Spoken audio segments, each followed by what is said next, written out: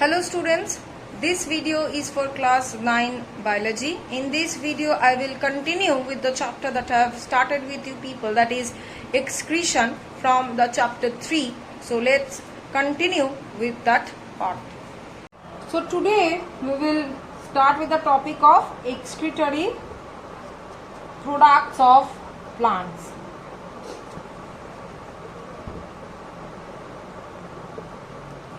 So there are different types of excretory products in plants. Generally, excretory products of plants are categorized into two main subdivisions.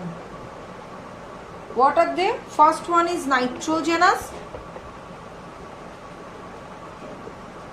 Another one is non-nitrogenous. Clear? Now nitrogenous product. What are the nitrogenous product? We will see. Nicotine, daturine,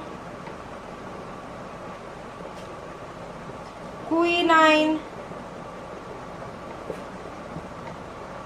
reserpine. Fifth one is caffeine.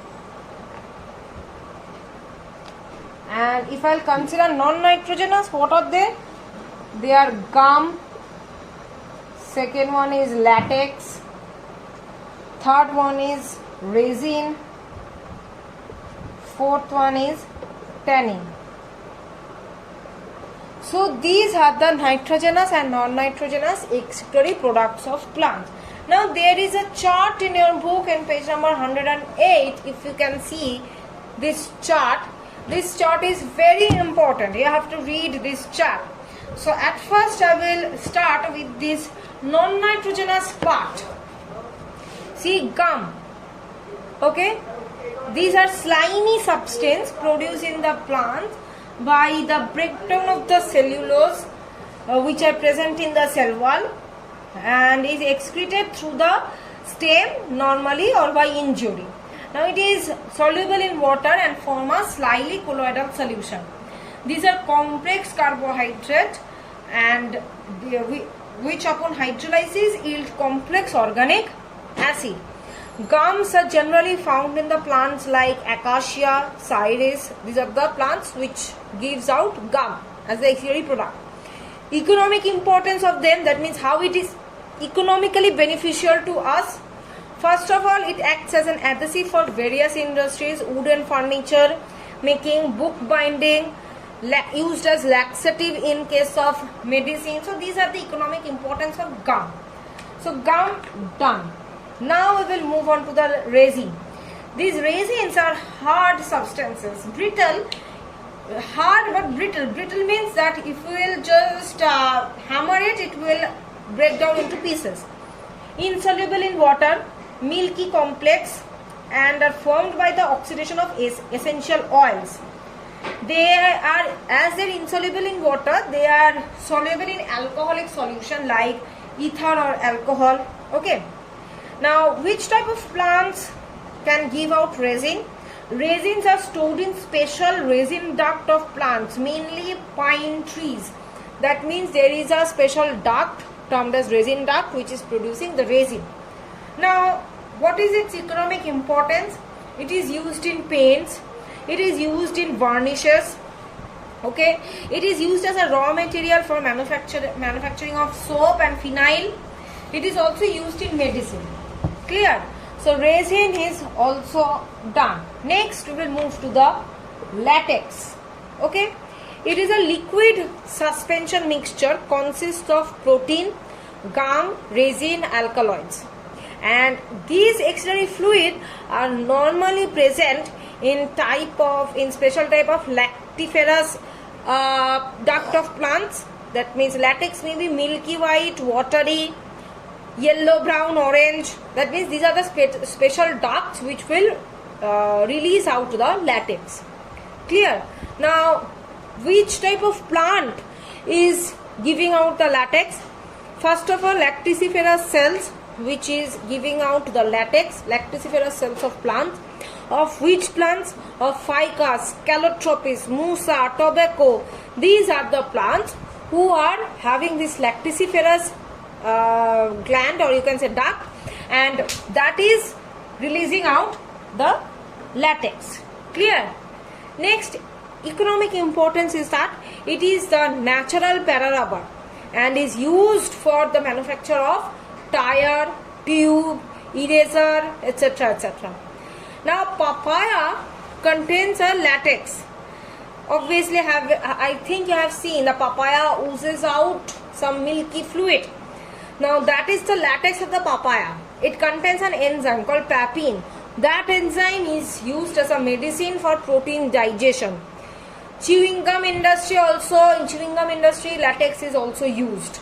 Clear? Now coming to the last non-nitrogenous waste, that is tannin. These are heterogeneous group of complex compound.